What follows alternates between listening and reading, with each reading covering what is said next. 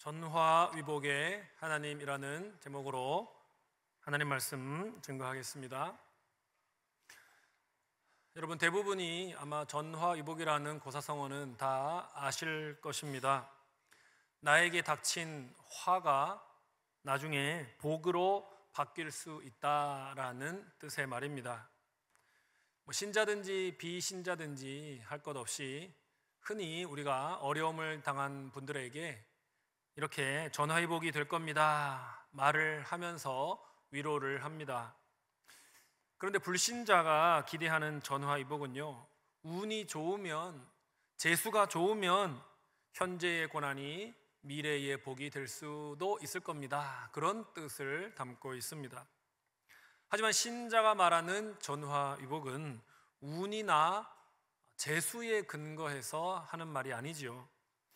우리는 하나님의 주권을 믿는 믿음으로 그런 말을 하는 것입니다. 신자에게 전화위복이란 우주를 다스리시는 하나님께서 우리의 아버지시다라는 그 믿음에서 나오는 말인 겁니다. 오늘 바울이 빌립보의 교인들에게 보낸 이 편지의 말씀을 통해서 하나님이 바울이 만난 화를 어떻게 복으로 바꾸시는가, 그 전화위복을 행하시는 은혜의 하나님에 대해서 오늘 함께 살펴보기를 원합니다. 바울은 빌립보서 1장을 쓸 당시에 그의 상황이 꼬일 대로 꼬인 인생이었습니다. 왜 그렇습니까? 바울은 본래 유대교에 잘 나가는 젊은 지도자였습니다. 사울이라는 이름으로 더 많이 알려져 있었지요. 바울의 이름이 두 개가 있었는데요, 사울이라는 이름은 히브리식 이름입니다. 그리고 바울이라는 이름은 파울루스, 라틴어, 로마식 이름인 거죠. 두 개의 이름을 둘 다 가지고 있었지만 그가 유대교에 있을 때는 사울이라는 이름을 많이 썼고, 회심하여 예수님 믿고 난 다음에는 바울이라는 이름을 많이 쓴 것이죠. 그는 길리기아 다소라는 도시의 출신이었고요, 디아스포라 유대인이었습니다. 쉽게 말하자면 해외 거주하는 유대인이었다는 것이죠. 우리로 따지면은 이제 외국에 사는 이민 동포와 같았던 거죠. 그런데 이 바울은요 어렸을 때부터 유학을 했습니다. 길리기아 다른 소아시아 지역 출신이지만 예루살렘으로, 자기의 모국으로 유학을 한 거죠. 가말리엘이라고 하는 아주 뛰어난 유대교 랍비 아래서 구약 성경을 공부한 것입니다. 또 유대교 문헌을 공부를 했던 것입니다. 유대교에서 떠오르는 차세대 영 리더로 부각을 받았던 거죠. 대제사장의 또 신임을 받았습니다. 그래서 그 당시에 아주 유대교를 골머리 썩게 하는 이단이 있었거든요. 그게 바로 기독교예요. 예수를 메시아라고 하는 일파의 사람들이 있었던 거죠. 특히 다메섹에 그 사람들이 많이 모여 있다는 얘기를 듣고 이 사울은 대제사장들에게 권세를 받아서 그들을 체포하러 간 겁니다. 종교 재판에 회부시키기 위해 그들을 체포해서 데리고 올 수 있는 권한을 받고 떠난 거죠. 그러나 다메섹으로 가는 그 길 위에서 누구를 만납니까? 예수님을 만난 거죠. 환상 가운데 부활하신 예수님을 만난 것입니다. 그리고 그날부터 그의 삶은 완전히 변화되었던 것입니다. 예수 믿는 사람을 핍박하던 사울이었는데 이제는 예수의 복음을 전하는 바울로, 그렇게 그의 삶이 완전히 180도 뒤집히게 된 겁니다. 하나님께서는 그를 이방인을 위한 사도라는 직무를 주셨습니다. 이스라엘 유대인에게도 복음을 물론 전했지만 특별히 유대인이 아닌 다른 이방인들에게 복음을 전하는 일을 바울에게 맡겨주신 겁니다. 자, 하나님이 그에게 그런 사명을 주셨으므로 그가 그 사명을 잘 감당할 수 있도록 모든 환경을 열어주시고 일이 잘 풀리도록 도와주시는 것이 맞지 않습니까? 그런데 바울은요, 일이 잘 풀리지 않았습니다. 1차, 2차, 3차 전도여행을 힘겹게 마무리하고 예루살렘으로 돌아왔습니다. 그런데 바로 오자마자 체포를 당한 거죠. 바울은 본래 로마와 스페인까지 가서 복음을 전하려는 꿈을 갖고 있었습니다. 왜 로마입니까? 로마는 당시의 로마 제국의 수도이지 않습니까? 복음 전파에 있어서 전략적인 중심지였기 때문에 바울은 로마에 가서 복음을 전하고 싶었던 겁니다. 또 스페인은 땅끝까지 이르러 내 증인이 되라 하는 예수님 말씀대로 땅끝이 스페인이다라고 하는 인식이 사람들에게 있었습니다. 유럽에서는 저기 포르투갈과 함께 끝쪽 아닙니까? 그래서 그 두 곳에 가서 복음을 전하려고 바울은 비전을 품고 있었는데 그곳으로 가지 못하고 오히려 가이사랴라고 하는 해변의 도시에서 감옥에 갇혀 2년을 소비하게 되는 겁니다.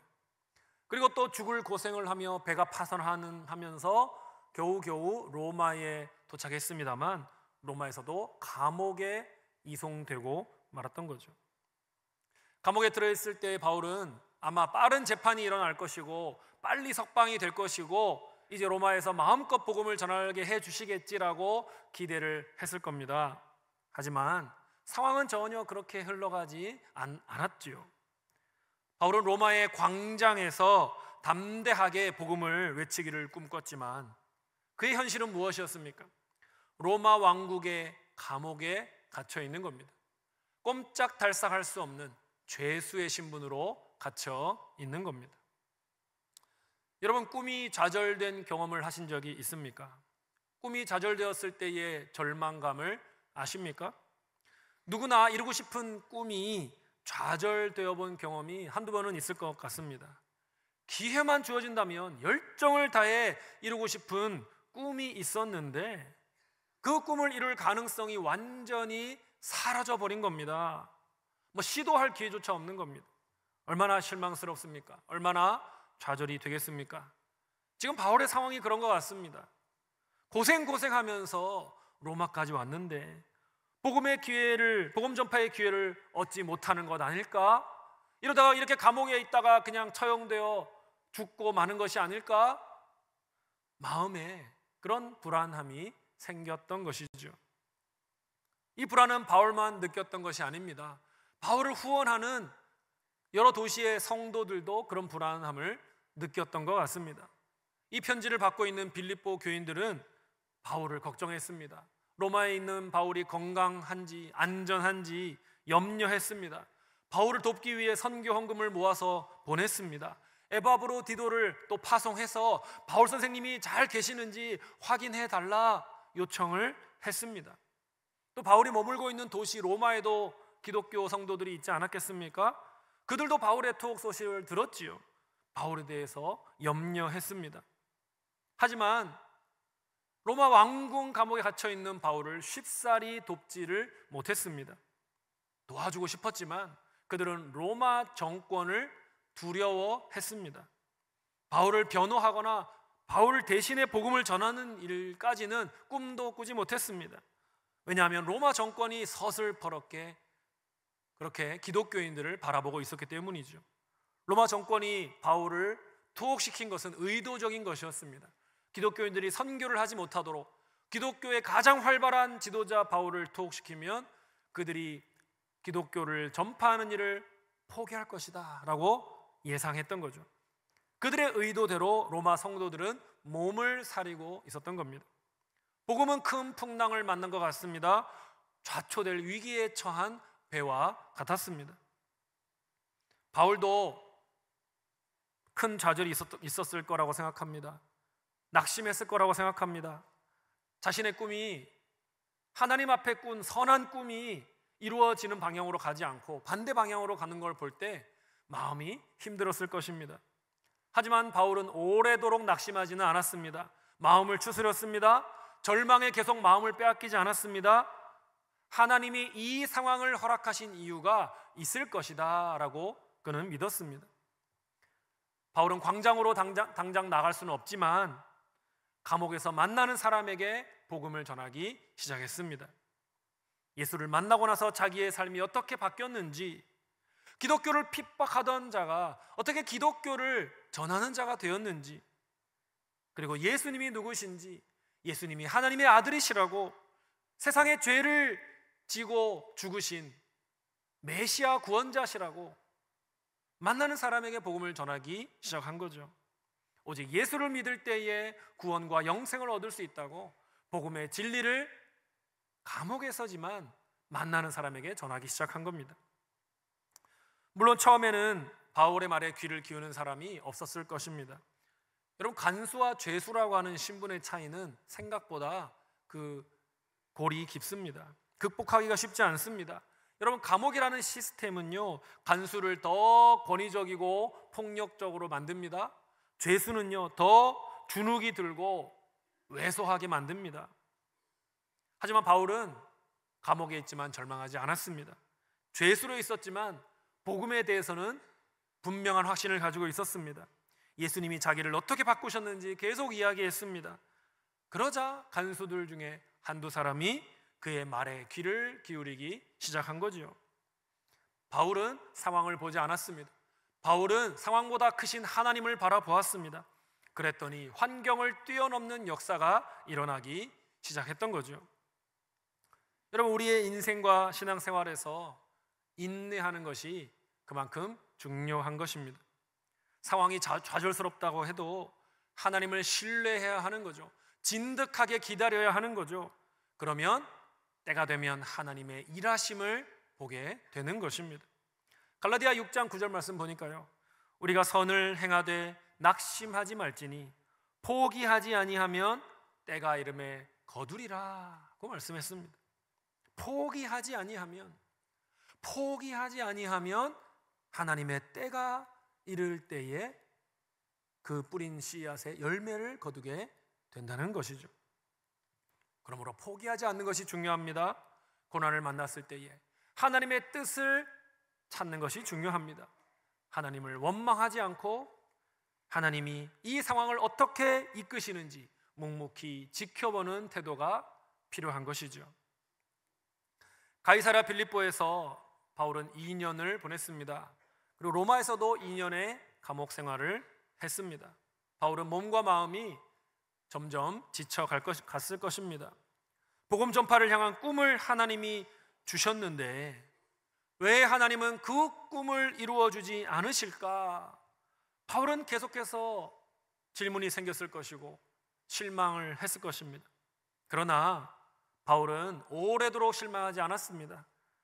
잠시 후에 그는 감옥에 갇힌 것이 하나님의 놀라운 계획의 일부라는 것을 믿게 되었습니다.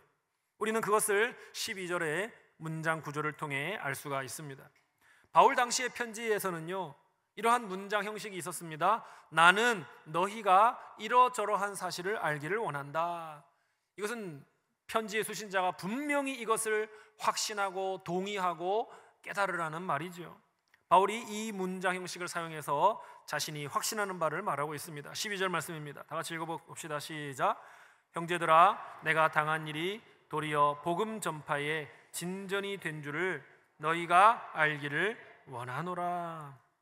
내가 당한 일이 도리어 복음 전파에 진전이 된 것을, 도움이 된 것을, 오히려 유익이 된 것을, 되었다는 것을 너희가 반드시 알기를 원한다. 그렇게 말하고 있는 거죠. 바울은 무엇을 믿고 있는 것입니까? 자기가 투옥된 것이 우연이 아니라는 거죠. 하나님의 실수가 아니라는 겁니다. 오히려 하나님의 치밀한 계획 안에 있다는 것이죠. 바울은 그 사실을 확신하게 되었던 겁니다.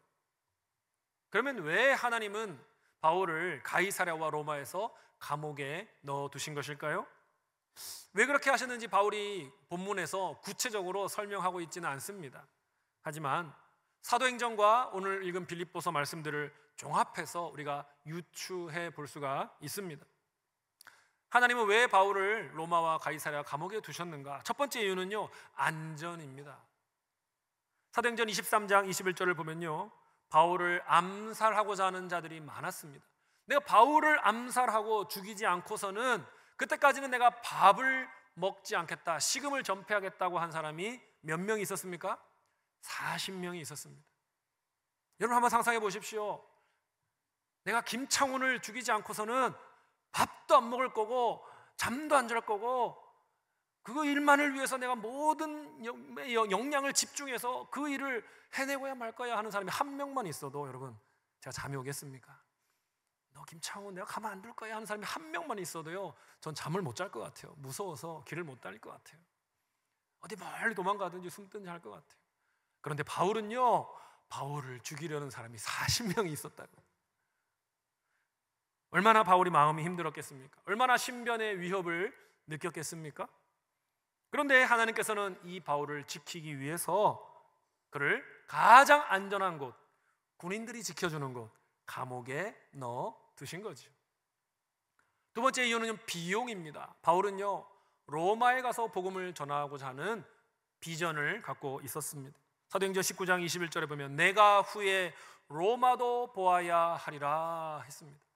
여러분, 이것은 내가 로마도 가서 구경해야 하리라, 관광을 하겠다는 뜻이 아닙니다. 전 세계로 복음을 전하지만 이 로마 제국의 심장부인 로마로 가서 로마의 시민들과 또 로마로 모여든 세계 곳곳에 많은 사람들에게 내가 예수를 전하겠다라는 그런 꿈 아닙니까? 하지만 로마에 가려면 비용이 만만치 않거든요. 방법과 여러 가지 시간과 노력이 많이 필요하지 않습니까? 하나님은요, 바울을 죄수의 신분으로 로마까지 가게 하신 거죠. 로마의 국비 장학생으로 뱃삭과 밥값과 옷값을 다 지불하게 해주신 겁니다. 세 번째 이유는 전도입니다. 왕궁수비대의 감옥에 그가 갇혀 있었죠. 여러분, 왕궁수비대는요, 다른 기록에 보면요, 하루에 16명이 근무를 했다고 합니다. 4교대로 보초를 섰대요. 우리 울산에는 3교대 하시는 분들이 많더라고요. 그죠? 근데 이분들은 4교대를 했습니다. 바울이 매일 들락날락하는 16명의 군인들을 최소한 만났다라는 이야기죠. 여러분, 이것은 일종의 감옥 교회와 같았지 않았겠습니까? 바뀌는 사람들이 교대하며 바뀔 때마다 바울이 그들에게 성경을 말하고 예수님을 말하고 구원의 은혜를 선포한 것이죠. 마치 감옥 교회의 1, 2, 3, 4부 예배에서 설교한 것과 같습니다. 오늘 딱 저와 비슷한 거예요. 제가 오늘 4번 설교해야 되거든요. 세 번째입니다. 바울은요, 매일 만나는 사람들에게 예수님에 대해서 또 구원에 대해서 설교하며 전도했던 것이죠. 그랬더니 어떤 결과가 일어났습니까? 바로 13절에 그 결과가 나오는 것입니다. 다 같이 한번 읽어볼까요? 시작. 이러므로 나의 매임이 그리스도 안에서 모든 시위대 안과 그 밖의 모든 사람에게 나타났으니. 여기 나의 매임이 그리스도 안에서 나타났다라고 하는데요, 조금 말이 어렵습니다만 이것을 풀어 설명하면 군인들과 왕족들이 바울의 투옥이 그리스도를 위한 것임을 혹은 그리스도 때문인 것임을 알게 되었다라는 말입니다. 즉 그들은 질문을 하게 된 거예요. 바울이 로마 시민이라고 하던데, 바울이 유대교에서 아주 잘 나가는 사람이었다고 하던데, 엘리트였다고 하던데, 안락한 삶을 살 수 있었을 텐데 왜 그런 사람이 이렇게 그 편안한 길을 버리고 로마로 잡혀왔을까? 그리고 이렇게 죄수로서 이렇게 고생하며 지내고 있을까? 그들은 궁금증을 갖게 된 거죠. 그리고 바울의 모습을 보면서 답도 찾게 된 겁니다. 예수라는 자 때문이구나. 예수 그리스도가 하나님의 아들이라고 그가 믿고 죄를 사하는 구원자라고 믿기 때문이구나. 그 예수란 자 때문에 그가 이렇게 고생을 하고 고난을 받고 있는 거구나.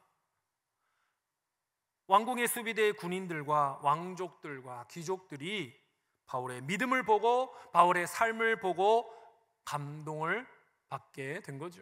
그리고 예수님을 믿는 자들이 생겨나게 된 겁니다. 로마 정권이 생각지도 못한 일이 바울을 통해 감옥에서 일어나고 있었던 거죠. 로마 정권은 바울을 투옥시키면 기독교의 선교는 이제 중단될 것이다, 기독교는 이제 위기에 처할 것이다 라고 기대를 했습니다만, 바울을 왕궁 수비대의 철장에 가두었더니 오히려 그 안에서 복음을 전하게 되었던 겁니다.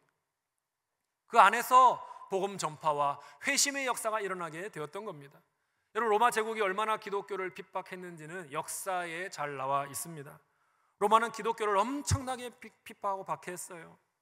콜로세움에서 그리스도인들을 사자의 밥으로 주었습니다.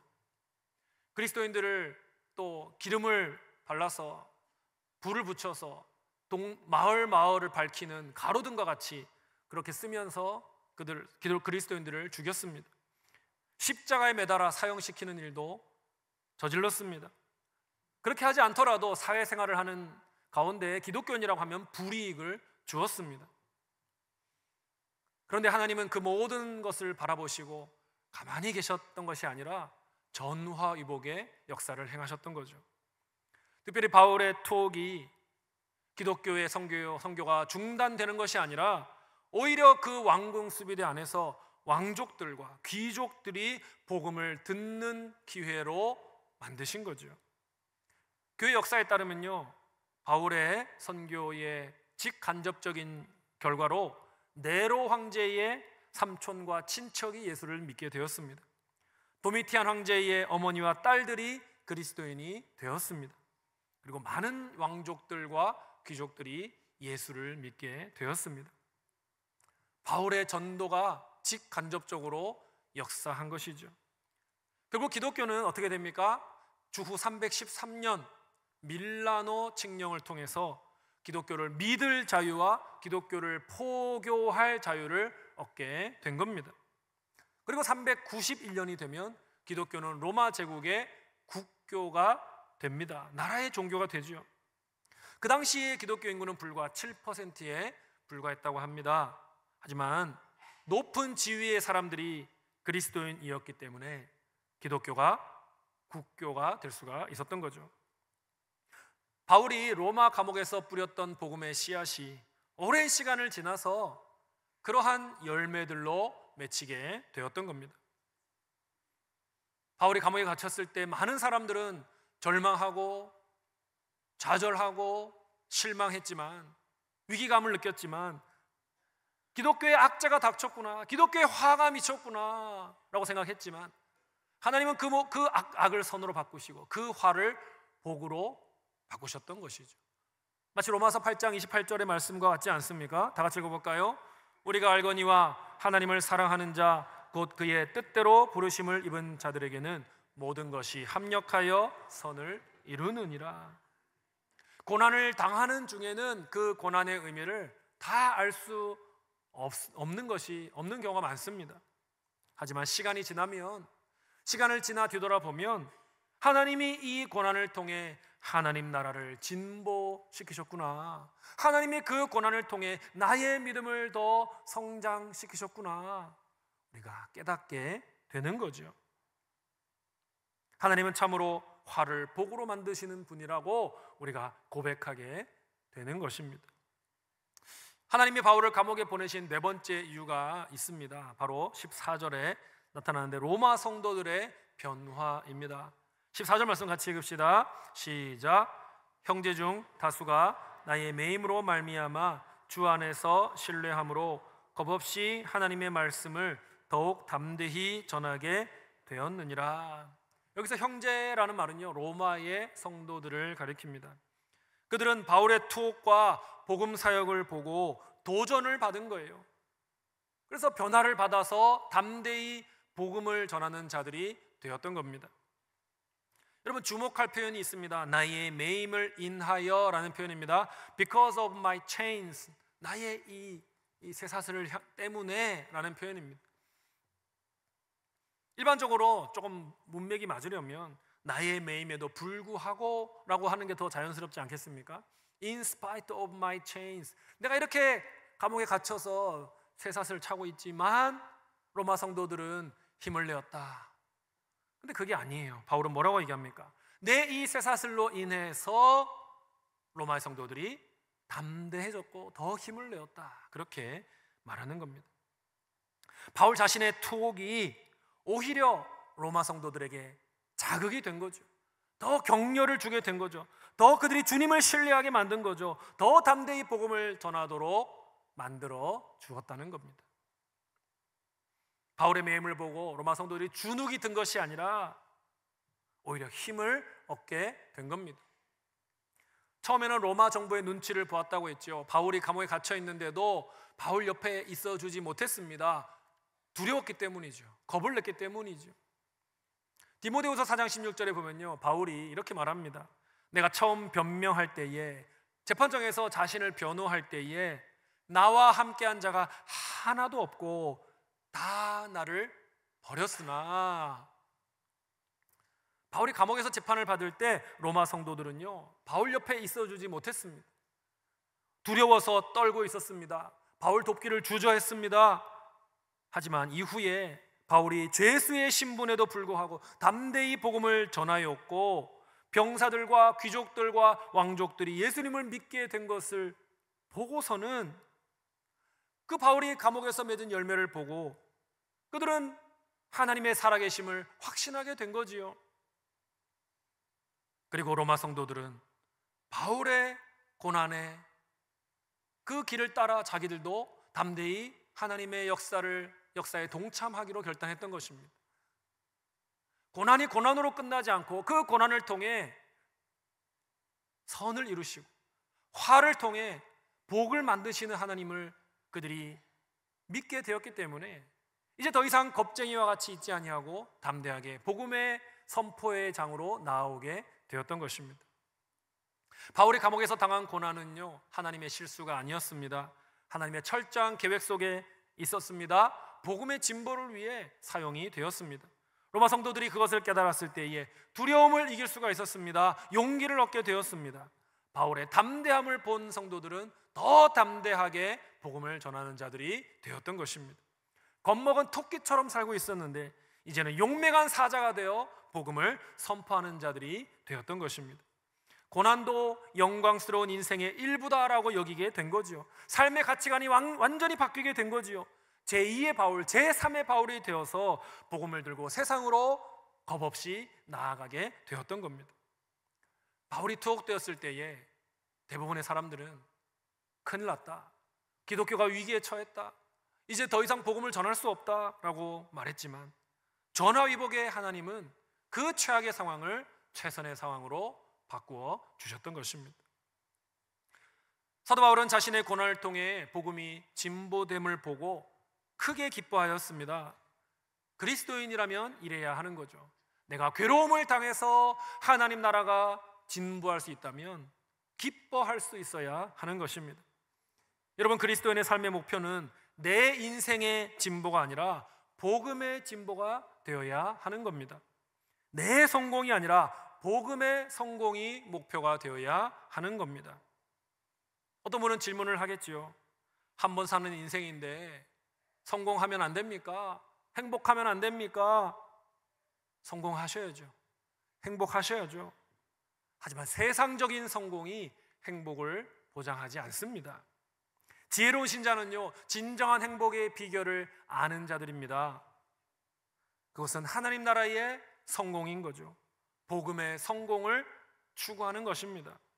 이것을 추구하다 보면 세상이 말하는 행복과는 다를 수 있지만 결국 하나님이 하늘로부터 주시는 행복을 누리게 되는 겁니다. 그래서 예수님께서는 하나님 나라를 추구하라고 하신 거죠.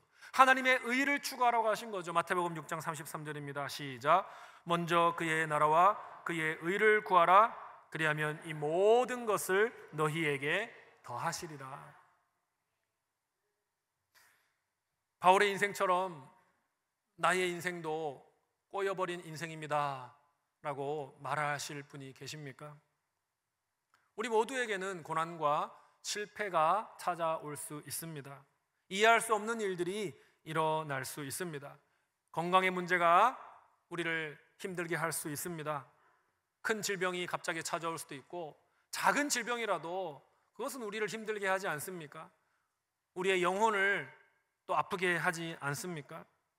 내 감기가 남의 큰 병보다 더 아픈 것이 인지상정입니다. 육신의 고통으로 영혼의 고통까지 이어지는 경우가 많습니다.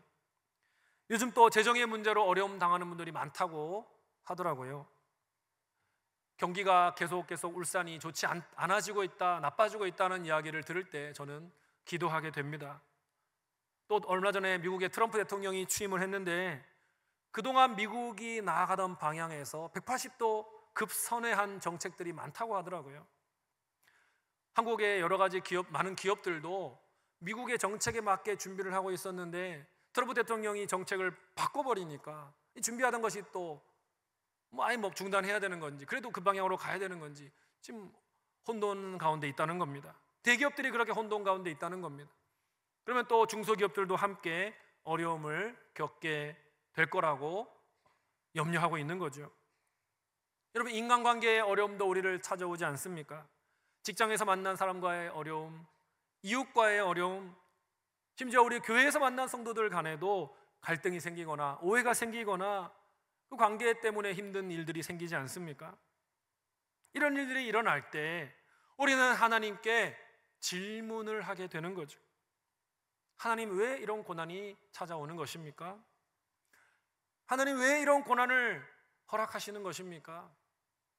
하나님, 정말 살아계십니까? 살아계시더라도 혹시 주무시는 것 아닙니까?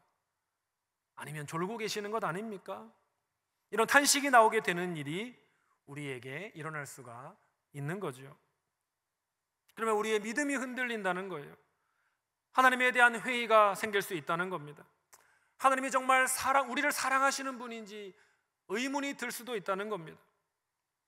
또 이런 문제가 오래 이어지면, 더 강도가 세워지면 우리의 믿음의 뿌리까지 흔들릴 수가 있다는 겁니다. 정말 하나님이 우리를 사랑하시는 선하신 아버지인가 의심하게 되기도 한다는 것입니다. 하지만 사랑하는 여러분, 이 사실을 기억하시면 좋겠습니다. 커다란 위기일수록 하나님의 커다란 은혜를 경험하는 기회가 될 수 있습니다.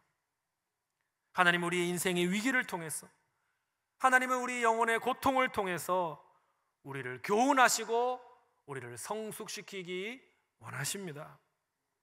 어떤 경우에도 우리 하나님은 우리를 결코 놓지 않으십니다. 우리를 눈에서 떼지 않으시고 세밀하게 돌보고 계심을 믿어야 합니다. 그러기 위해서는 우리는 인내를 가져야 합니다. 성급하게 판단하고 성급하게 행동할 것이 아니라, 성급하게 말할 것이 아니라 우리는 잠잠히 기다리며 인내해야 하는 것이죠. 야고보 사도는 인내하는 자가 복되다라고 말씀했습니다. 히브리서 기자도 인내를 가지고 너희 앞에 경주를 하라고 했습니다. 인내를 가지고 오늘의 고통을 이겨내야 하는 거죠. 인내하는 자만이 고통을 축복으로 바꾸시고 화를 복으로 바꾸시는 놀라운 역사를 경험할 수 있는 겁니다. 여러분, 신자는 어떠한 시련과 화를 만나도 하나님을 향한 신뢰의 뿌리를 놓지 말아야 합니다. 하나님을 신뢰하며 인내해야 됩니다. 왜 그렇습니까? 하나님은요, 나를 위해 악을 선으로 뒤집을 능력과 사랑을 가지고 계시기 때문입니다. 하나님은 내가 만난 화를 복으로 바꿀 수 있는 의지와 소원을 갖고 계시는 분이기 때문입니다. 지금 당장 내가 만난 화에 대해서 이해하지 못할 수 있습니다. 이 악에 대해서 이해할 수 없을 수 있습니다. 여러분, 그런 상황이 될 때 당장 이해하기를 중단했으면 좋겠습니다. 두근거리는 가슴과 새어나오는 한숨을 그냥 놓아두십시다.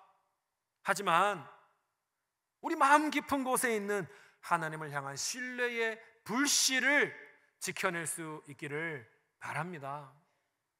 당장 이해되지 않아도, 당장 해결되지 않아도, 당장은 하나님이 좀 의심되고 당장 하나님께 원망이 생겨도 여러분, 우리 하나님 마음 깊은 곳에 있는 그분을 향한 신뢰의 불씨를 지켜낼 수 있기를 간절히 바랍니다. 마귀는 우리 마음 깊은 곳에 찾아와서 그 불씨를 꺼뜨리려고 할 겁니다. 하지만 그것만은 지켜내셔야 합니다.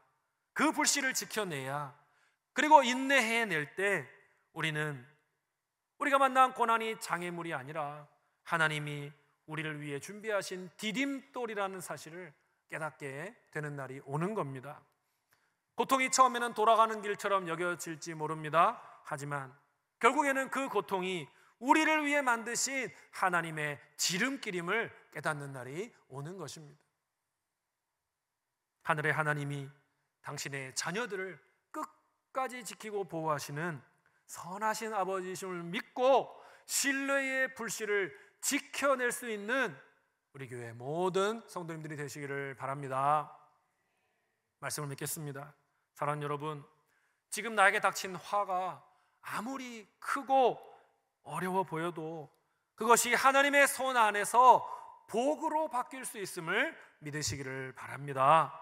커다란 파도가 밀려와서 배를 흔든다 할지라도 그 배의 닻이 바다에 깊이 잘 내려져 있으면 쉽게 휩쓸려 가지 않습니다. 마찬가지로 우리의 믿음의 닻을 하나님께 단단히 내려놓을 수 있는 저와 여러분이 되기를 바랍니다. 지금은 가물어 메마른 땅처럼 보이더라도 때가 되면 비옥한 땅이 되고 풍성한 열매를 거두는 날이 올 것을 믿으시기를 바랍니다. 눈앞에 거친 파도에 흔들리지 마시고 인내의 키를 붙잡고 앞으로 항해해 나가시기를 바랍니다. 우리 하나님은요, 참새 한 마리도 그냥 땅에 떨어지도록 허락하시는 분이 아닙니다. 그 하나님을 신뢰하시고 고난에 굴하지 마시고 담대히 하나님의 나라와 하나님의 의를 추구하시기를 바랍니다. 그리할 때에 오늘의 화를 내일의 복으로 바꾸시는 우리 하나님의 능력과 사랑을 깊이 체험하고 간증하는 울산시민교회 모든 성도님들이 되시기를 주님의 이름으로 간절히 축원드립니다. 아멘.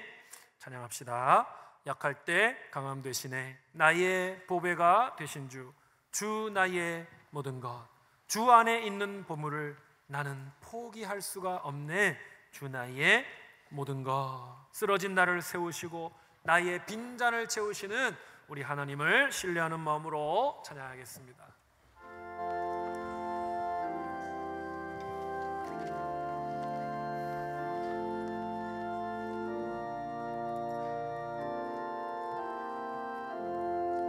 약할 때 강함 되시네. 약할 때 강함 되시네. 나의 보배가 되신 주 나의 모든 것,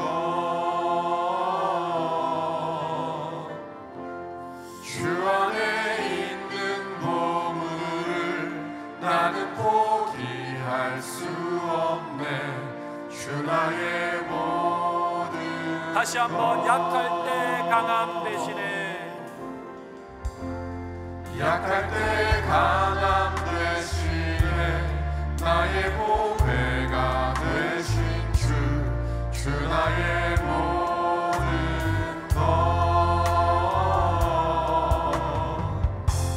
주 안에 있는 보물을 나는 포기할 수 없네. 주 나의 모든 예수 어린 양, 예수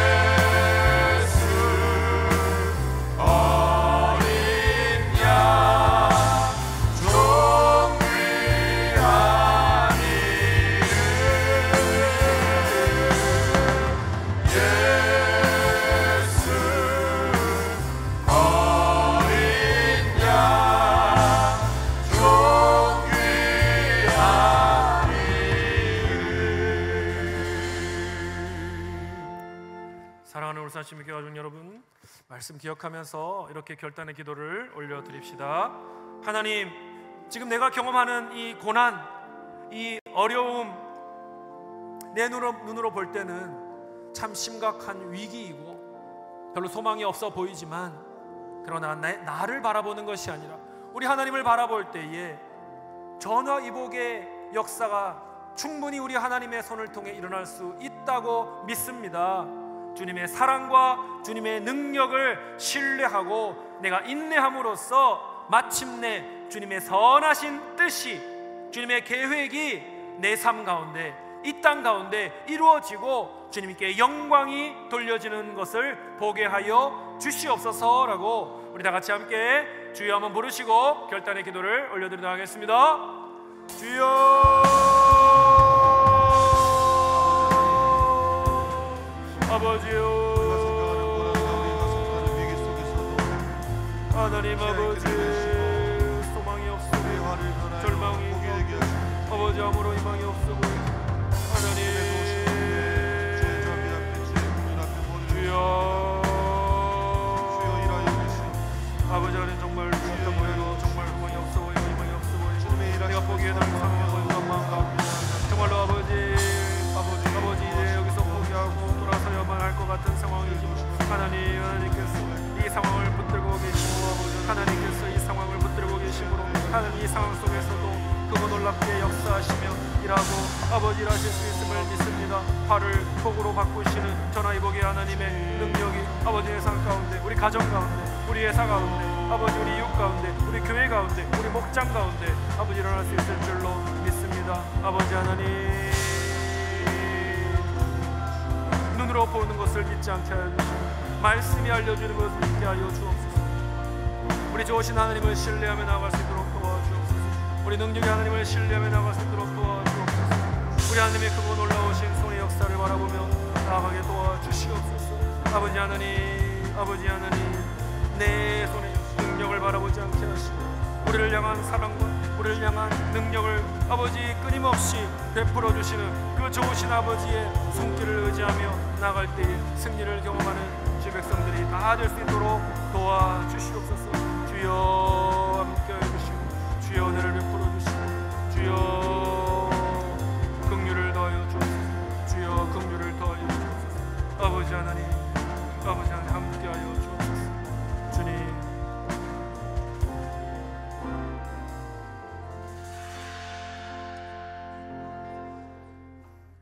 하나님, 우리 성도님들 가운데 고난을 만나고 화를 만나고 사고를 만나고 위기를 만나서 주님 앞에 애타는 심정으로 도우심을 구하는 성도들이 있습니까? 주님, 낭망하지 않게 하시고 절망하지 않게 하시고 포기하지 않게 하시고 그 고난과 화가 어떤 종류의 것이든지 능히 우리 하나님께서 그 수렁에서 건져내셔서 높이 올리실 수 있는 사랑과 능력의 아버지이심을 믿을 수 있도록 도와주시옵소서.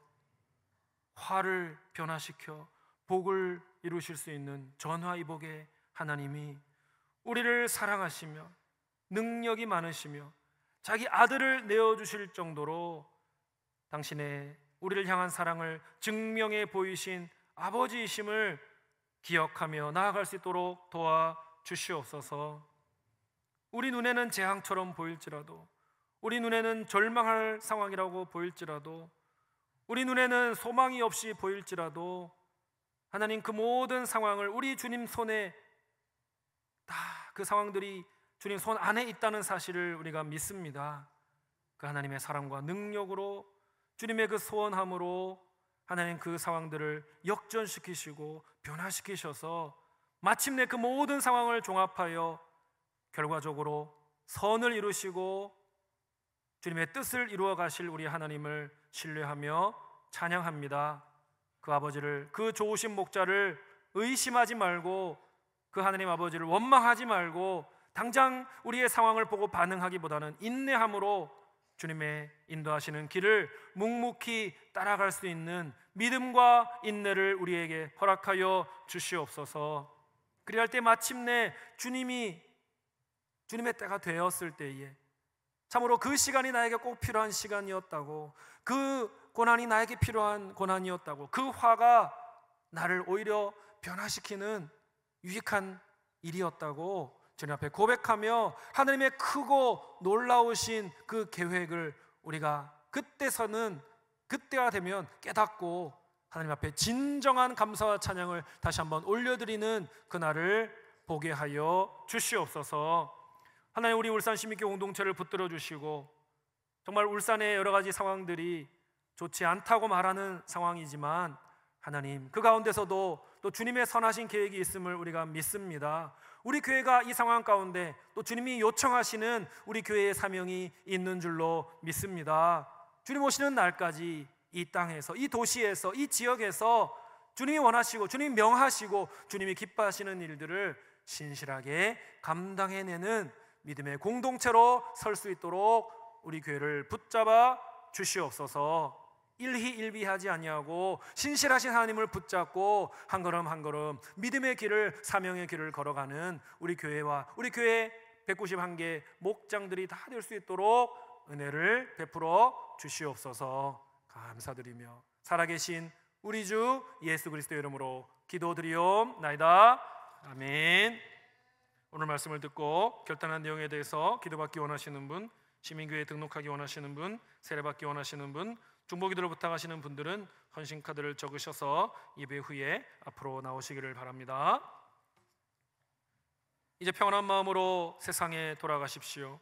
선한 일에 용기를 가지시고 악을 악으로 갚지 마십시오. 항상 약한 자를 돕고 우는 자를 돌아보며 고난당하는 이웃을 위로하십시오. 모든 사람을 존중하며 주님께 봉사하고 주님을 사랑하십시오.